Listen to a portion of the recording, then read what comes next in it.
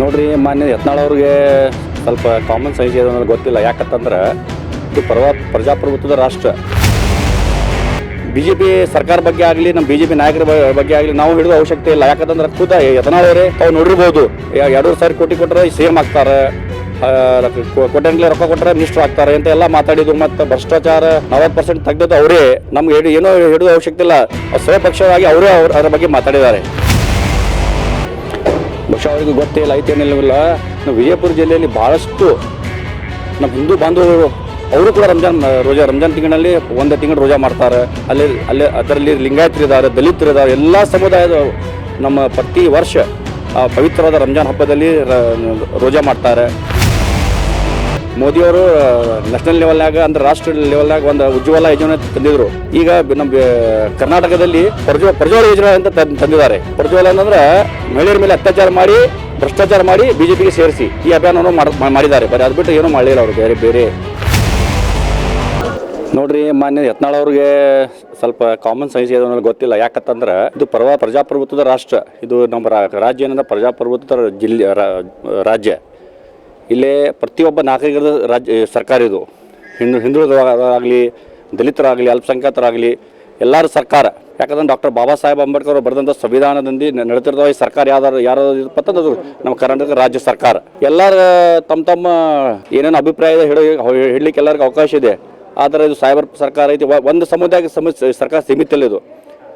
ಯಾಕಂದ್ರೆ ನಮ್ಮ ಮಾನ್ಯ ಮುಖ್ಯಮಂತ್ರಿಗಳು ಅಹಿಂದ ನಾಯಕರವರು. ಬಾಗಲಕೋಟೆ ಲೋಕಸಭೆ ಅಭ್ಯರ್ಥಿ ಸಂಯುಕ್ತ ಪಾಟೀಲ್ ಅವರು ಈಗ ರೋಜಾ ಮಾಡ್ತಾರೆ, ರಂಜಾನ್ ತಿಂಗಳಲ್ಲಿ ಉಪವಾಸ ಮಾಡ್ತಾರೆ. ಒಂದು ಸಮುದಾಯಕ್ಕೆ ಚುಕ್ತಿಯಾಗಿ ಥರ ಮಾತಾಡ್ತಾರೆ. ಬಹುಶಃ ಅವರಿಗೆ ಗೊತ್ತಿಲ್ಲ, ಐತೇನಿಲ್ಲ. ನಾವು ವಿಜಯಪುರ ಜಿಲ್ಲೆಯಲ್ಲಿ ಭಾಳಷ್ಟು ನಮ್ಮ ಹಿಂದೂ ಬಾಂಧವರು ಅವರು ಕೂಡ ರಂಜಾನ್ ತಿಂಗಳಲ್ಲಿ 1 ತಿಂಗಳು ರೋಜಾ ಮಾಡ್ತಾರೆ. ಅದರಲ್ಲಿ ಲಿಂಗಾಯತರಿದ್ದಾರೆ, ದಲಿತರಿದ್ದಾರೆ, ಎಲ್ಲ ಸಮುದಾಯದ ನಮ್ಮ ಪ್ರತಿ ವರ್ಷ ಪವಿತ್ರವಾದ ರಂಜಾನ್ ಹಬ್ಬದಲ್ಲಿ ರೋಜಾ ಮಾಡ್ತಾರೆ. ಅದರಿಂದ ಭಾಳಷ್ಟು ಸೈಂಟಿಫಿಕ್ಲಿ ಇದು ಕೂಡ ಇದೆ, ಅದರಲ್ಲಿ ಫೈದೆ ಇದೆ. ಅದಕ್ಕಾಗಿ ಅವರು ಎಲ್ಲರೂ ಮಾಡ್ತಾ ಇದ್ದಾರೆ. ಅದಕ್ಕೆ ಮಾಡಬೇಕು, ಎಲ್ಲರೂ ಮಾಡ್ಬೋದು. ಸಂಯುಕ್ತ ಪಾಟೀಲ್ ಮಾಡ್ತಾರೋ, ಇನ್ನೊಬ್ಬರು ಮಾಡ್ತಾರೋ, ಅದಾಗ ಏನು ಪ್ರಶ್ನೆ ಇಲ್ಲ, ಎಲ್ಲರೂ ಮಾಡ್ಬೋದು. ನೋಡಿ, ಇವರು ಬಹುಶಃ ಕಳೆದ ಅವಧಿಯಲ್ಲಿ ಇವರು ಸರ್ಕಾರ ಇದ್ದಾಗ ಎಲ್ಲರಿಗೆ ಚಮ್ಮುನಿ ಕೊಟ್ಟಿದ್ದಾರೆ. ಇವರು ಬರೀ ಮಾತೆತ್ತರೆ ಹಿಂದೂ ಮುಸಲ್ಮಾನ್ ಪಾಕಿಸ್ತಾನ ಅದು ಇದು ಅಭಿವೃದ್ಧಿ ಬಗ್ಗೆ ಒಬ್ಬರಾದರೂ ಮಾತಾಡ್ತಾ ಇದ್ದಾರೆ. ತಾವು ನೋಡಿರ್ಬೋದು, ರಾಷ್ಟ್ರ ಮಟ್ಟದಲ್ಲಿ ನೋಡಿರಿ, ನಮ್ಮ ಮೋದಿಯವರಾಗಲಿ, ನಮ್ಮ ಯತ್ನಾಳ್ ಅವರಾಗಲಿ, ನಮ್ಮ ರಾಜ್ಯದ BJP ನಾಯಕರಾಗಲಿ. ಈಗ ನೀವು ಇನ್ನೊಂದು ಇದು ಹೇಳಬೇಕಾದ್ರೆ ಮೋದಿಯವರು ನ್ಯಾಷನಲ್ ಲೆವೆಲ್ನಾಗ ಅಂದ್ರೆ ರಾಷ್ಟ್ರ ಲೆವೆಲ್ನಾಗ ಒಂದು ಉಜ್ವಲ ಯೋಜನೆ ತಂದಿದ್ರು. ಈಗ ನಮ್ಮ ಕರ್ನಾಟಕದಲ್ಲಿ ಪ್ರಜ್ವಲ ಯೋಜನೆ ಅಂತ ತಂದಿದ್ದಾರೆ. ಪ್ರಜ್ವಲ ಅಂತಂದ್ರೆ ಮಹಿಳೆಯರ ಮೇಲೆ ಅತ್ಯಾಚಾರ ಮಾಡಿ ಭ್ರಷ್ಟಾಚಾರ ಮಾಡಿ BJPಗೆ ಸೇರಿಸಿ ಈ ಅಭಿಯಾನವನ್ನು ಮಾಡಿದ್ದಾರೆ. ಬರೀ ಅದು ಬಿಟ್ಟು ಏನೂ ಮಾಡಲಿಲ್ಲ ಅವರು ಬೇರೆ ನಮ್ಮ ರಾಜ್ಯದ BJP ನಾಯಕರು. ಮತ್ತು ನಮ್ಮ BJP ಸರ್ಕಾರ ಬಗ್ಗೆ ಆಗಲಿ ನಮ್ಮ BJP ನಾಯಕರ ಬಗ್ಗೆ ಆಗಲಿ ನಾವು ಹಿಡಿದು ಅವಶ್ಯಕತೆ ಇಲ್ಲ. ಯಾಕಂತಂದ್ರೆ ಖುದ ಯತ್ನಾಳ್ ಅವರೇ ತಾವು ನೋಡಿರ್ಬೋದು, 2,500 ಕೋಟಿ ಕೊಟ್ಟರೆ CM ಆಗ್ತಾರೆ, ಕೋಟ್ಯಾಂಗ್ಲಿ ರೊಕ್ಕ ಕೊಟ್ಟರೆ ಮಿನಿಸ್ಟರ್ ಆಗ್ತಾರೆ ಅಂತ ಎಲ್ಲ ಮಾತಾಡಿದ್ದು. ಮತ್ತು ಭ್ರಷ್ಟಾಚಾರ 40% ತೆಗೆದದ್ದು ಅವರೇ. ನಮ್ಗೆ ಏನೋ ಹಿಡಿದು ಅವಶ್ಯಕತೆ ಇಲ್ಲ. ಸ್ವಪಕ್ಷವಾಗಿ ಅವರೇ ಅದರ ಬಗ್ಗೆ ಮಾತಾಡಿದ್ದಾರೆ. ಈಗ ಇತ್ತೀಚಿನ ದಿನಗಳಲ್ಲಿ ಜನಸಾಮಾನ್ಯರಲ್ಲಿ ಸಿಟಿ MLA ಅವರು ಫೋನ್ ಕರೆ ಮಾಡಿದ್ರು, ಫೋನ್ ಕರೆ ಸ್ವೀಕರಿಸಲ್ಲ. ಆಮೇಲೆ ಅವ್ರ ಮಗನಿಗೆ ಫೋನ್ ಮಾಡಿದ್ರೆ ಅವರು ಫೋನ್ ಕರೆ ಸ್ವೀಕರಿಸಲ್ಲ ಅಂತ ಕೇಳಿ ಬರ್ತಾ ಇದೆ.